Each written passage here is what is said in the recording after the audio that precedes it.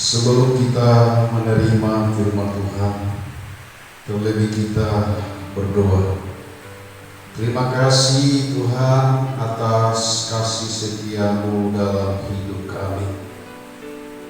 Tuhan senantiasa berkemurahan atas hidup kami, di mana kami ada sampai hari ini, bukan oleh kuat dan gagah kami, melainkan oleh karena kuat kuasa yang dari Tuhan. Sesungguhnya kami andalkan Engkau, dan ketika kami menaruh harap kami kepada Tuhan, maka nyata kuasa-Mu, nyata kehebatan-Mu, Roh-Mu bekerja atas hidup kami. Saat ini Tuhan, kami rindu menerima kebenaran firman Allah. Biarlah taburan firman ini menjadi berkat bagi semua umat-umat-Mu Tuhan, sehingga melalui firman ini umat-umat-Mu dikuatkan, umat-umat-Mu diteguhkan, umat-umat-Mu diberkati oleh Tuhan. Segala bentuk kuasa iblis kupatahkan tolak dalam nama Yesus Kristus. Roh Tuhan bekerja malam hari ini. Di dalam nama Yesus kami sudah berdoa. Haleluya. Amin. Tuhan, firman Allah yang kita akan lihat di dalam kitab Yesaya, pasalnya yang ke-63 ayat 10. Yesaya 63 ayat 10, begini bunyi firman Allah. Tetapi mereka memberontak dan mendukakan Roh Kudus-Nya, maka Ia berubah menjadi musuh mereka, dan Ia sendiri berperang melawan mereka. Bapak Ibu yang saya kasihi di dalam Tuhan, setiap kita tentu merindukan pertemanan dengan Tuhan, merindukan persahabatan dengan Tuhan. Persahabatan dengan Tuhan tentu tidak mungkin mengecewakan. Persahabatan dengan Tuhan pasti mendatangkan sukacita. Persahabatan atau pertemanan dengan Tuhan pasti akan mendapatkan damai sejahtera. Saudara, kalau pihak akun Facebook tidak langsung Bapak Ibu membuat pertemanan antara si A dan si B, minta terlebih dahulu persetujuan kita. Ketika kita sudah menyetujui, maka sebagai tanda setuju kita harus mengklik kata konfirmasi. Nah saudaraku, jika diantara pihak pertemanan mungkin mengecewakan karena suguhan-suguhan yang tidak kita sukai, maka kita berhak untuk mengakhiri pertemanan. Demikian juga saudaraku dengan Allah. Tuhan sudah menerima kita menjadi sahabatnya, kita dikasihi, kita diberkati, kita dilindungi. Tetapi ternyata ujung-ujungnya kita berubah setia, maka Tuhan berhak untuk memutuskan pertemanan kita. Saudara, dalam ayat ini berkata Tuhan berubah menjadi musuh mereka. Mengapa Tuhan berubah menjadi musuh mereka, saudaraku? Yang pertama saya ingin katakan kepada saudara hari ini, karena mereka berontak kepada Tuhan.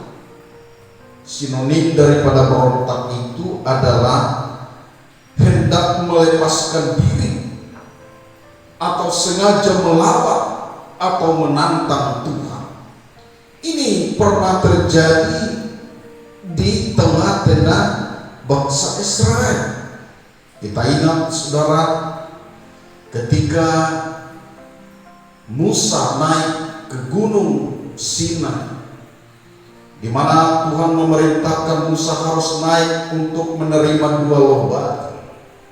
Dan pada waktu itu Musa ada di atas gunung tersebut selama 40 hari 40 malam.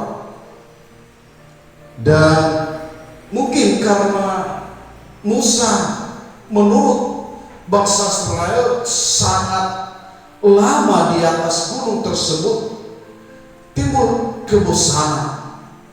Dan pada waktu itu di mana mereka meminta pada Harun agar Harun itu mengumpulkan emas yang dimiliki oleh bangsa Israel, dan dari emas itu mereka tempa sebuah patung, dan patung itulah yang disembah oleh bangsa Israel pada waktu itu. Inilah saudaraku satu wujud pemberontakan bangsa Israel, sehingga Tuhan pun murka, bahkan berubah menjadi musuh mereka. Mana pada waktu itu ada banyak orang yang mati, dibabat atau dibunuh oleh Allah karena pemberontakan itu. Saudara dikasih Tuhan, bahwa Tuhan tidak senang melihat umatnya hidup dalam pemberontakan. Kenapa saudara dikasih Tuhan? Karena sebenarnya kita sebagai orang percaya, kita tidak boleh memberontak kepada Tuhan, karena kita ini adalah ciptaannya. Di mata Tuhan kita adalah tanah liat, sedangkan Allah kita adalah pencipta. Saudara yang saya kasih di dalam Tuhan, artinya bahwa Allah punya otoritas atas hidup kita. Apapun yang Tuhan mau dari kita, itu adalah hak atau kekuasaan Tuhan. Karena itu saudara dikasih Tuhan, sebagai orang percaya kita tidak boleh berontak kepada Tuhan. Saudaraku, yang kedua, mengapa Tuhan berubah jadi musuh kita? Karena mendukakan Roh Kudus. Di dalam kitab Efesus pasal pertama ayat 13 sampai ayat 14 berkata, di dalam Dia kamu juga, karena kamu telah mendengar firman kebenaran, yaitu Injil keselamatanmu, di dalam Dia kamu juga ketika kamu percaya dimeteraikan dengan Roh Kudus yang dijanjikannya itu. Dan Roh Kudus itu adalah jaminan bagian kita sampai kita memperoleh seluruhnya, yaitu penebusan yang menjadikan kita milik Allah untuk memuji kemuliaan-Nya. Saudara dikasih Tuhan, sebagai orang percaya, gereja Tuhan yang telah ditebus oleh darah Kristus, dalam penebusan Kristus, Tuhan memberikan Roh-Nya sebagai meterai di dalam kehidupan kita. Roh Kudus itu yang menguatkan kita. Roh Kudus itu yang menghibur kita. Roh Kudus itu yang senantiasa memberikan hikmat kepada kita, sehingga ketika kita menjalani kehidupan ini, ketika kita berhadapan dengan musuh-musuh kita, Roh Allah senantiasa menyertai kita. Saudara dikasih Tuhan, dikatakan dalam firman Allah saat ini bahwa Roh Kudus disebut sebagai meterai. Bapak Ibu, ada dua pengertian tentang meterai.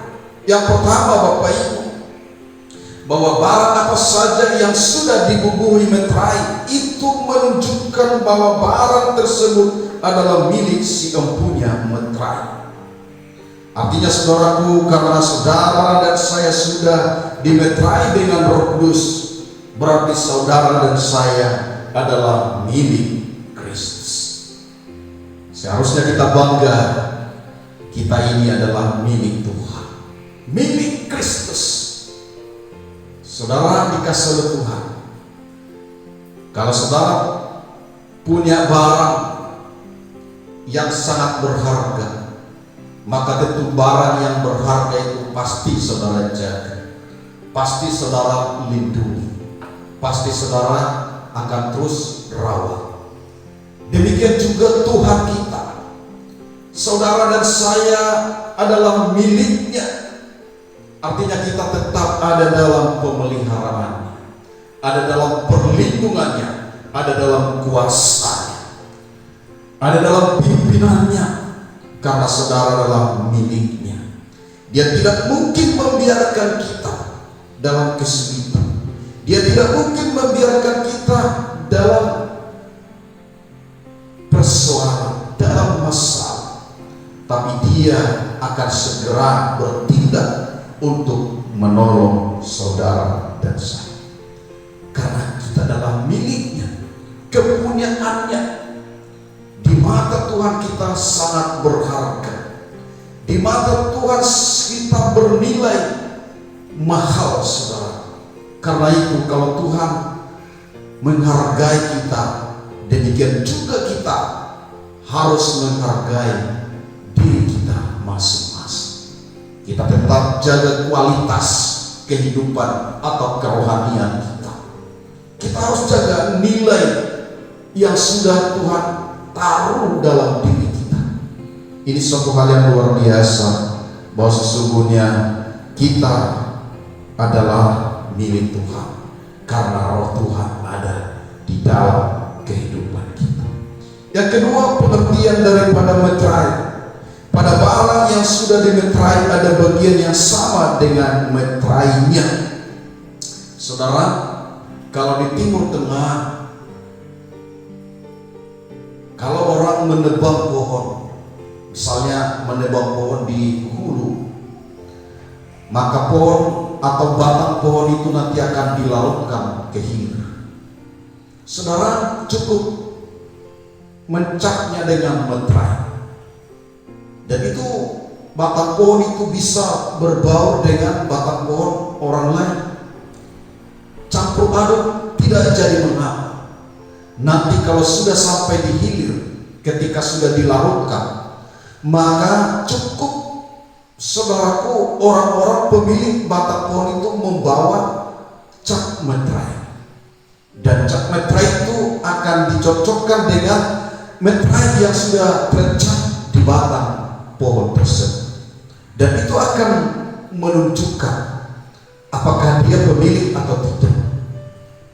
Ya, karena tentu meterai yang sudah dicap di batang pohon itu sama dengan meterai yang dipegang siapa pemilik batang pohon tersebut.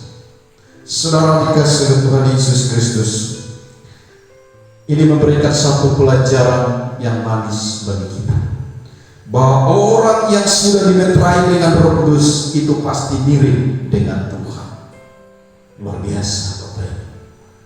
Di ayat lain berkata, kita ini segambar dengan Tuhan. Saudara dikasihi Tuhan, bahwa tentu yang disebut segambar dengan Allah bukan dari fisiknya, tetapi yang disebut segambar dengan Tuhan itu adalah Roh Allah. Roh Tuhan ada di dalam hidup kita. Maka saudara dikasihi Tuhan, Roh itulah yang memberi damai, sukacita, sebagaimana yang dimiliki oleh Allah atau yang dimiliki oleh Tuhan Yesus, demikian juga yang kita miliki. Ada sukacita sebagaimana dimiliki Tuhan, begitu juga yang kita miliki sebagai gereja Tuhan, karena kita milik Tuhan. Saudara dikasihi oleh Tuhan, ini hal yang luar biasa, ini hal yang dahsyat. Kalau kita milik Tuhan, maka seharusnya kita tidak perlu takut, kita tidak perlu cemas. Apa yang dimiliki Tuhan itu juga yang kita miliki. Apa yang punya Tuhan itu juga yang kita punya.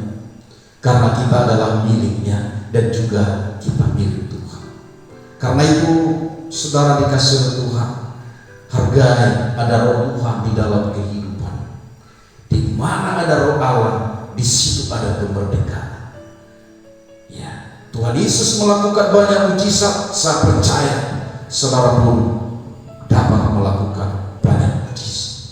Yesus menyembuhkan orang sakit, maka saya percaya kita sebagai orang yang sudah dimeterai rohnya akan melakukan mujizat-mujizat yang dahsyat, mujizat-mujizat yang luar biasa. Karena itu ada roh di dalam hidupmu, hargai, pelihara, jaga kekudusan, sehingga roh Tuhan itu bekerja, berdiam di dalam kehidupan kita.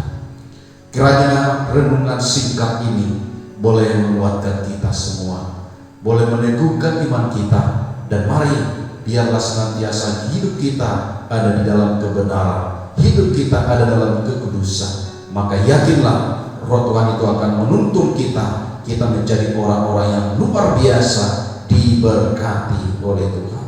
Terpujilah Tuhan buat renungan firman ini. Terima kasih Tuhan, bersyukur firman Allah boleh disampaikan pada saat ini. Kiranya firman Tuhan ini boleh menguatkan, meneguhkan, memberkati. Biarlah firman ini boleh termeterai dalam setiap hati umat-umat-Mu yang mendengarkan firman ini Tuhan. Terpujilah Engkau, segala hormat kemuliaan bagi nama Tuhan. Kami bersyukur buat firman ini. Di dalam nama Tuhan Yesus kami sudah berdoa. Haleluya. Amin. Shalom. Tuhan memberkati.